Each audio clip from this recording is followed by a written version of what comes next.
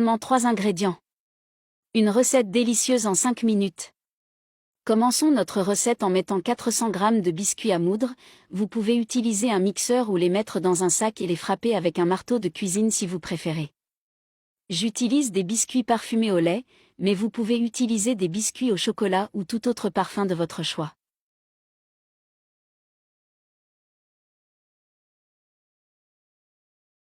Maintenant que nous les avons écrasés, placez-les dans un bol et mettez-les de côté.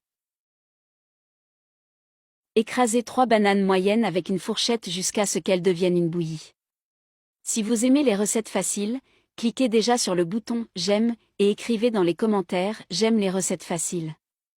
Mettez toutes les bananes écrasées ensemble avec le biscuit que nous venons d'écraser.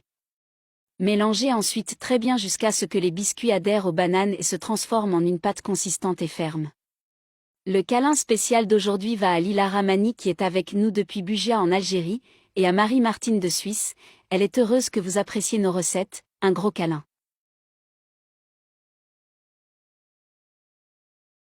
C'est le point idéal, pour qu'il ne colle pas aux doigts. Maintenant nous pouvons mouler et former de petites boules. Je vais utiliser une cuillère à soupe pour essayer de les faire toutes de la même taille. Si vous préférez, vous pouvez aussi utiliser un modem pour les biscuits, ça marchera très bien. Je vais les façonner en petites boules de cette façon. Cette recette est très facile, ici à la maison tout le monde adore quand je les fais. Répétez ce processus avec toute la pâte jusqu'à ce qu'elle soit terminée.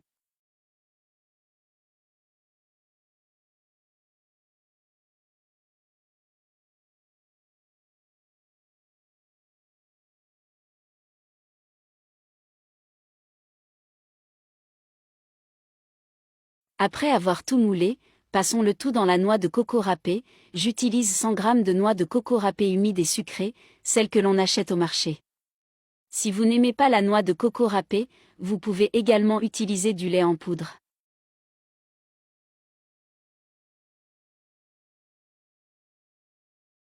Après avoir saupoudré le tout de noix de coco râpée, placez le tout dans un récipient ou un plat et mettez-le au réfrigérateur pendant 1 heure ou jusqu'à ce qu'il soit bien frais. Et notre recette préférée est prête. C'est délicieux, je suis surpris du résultat.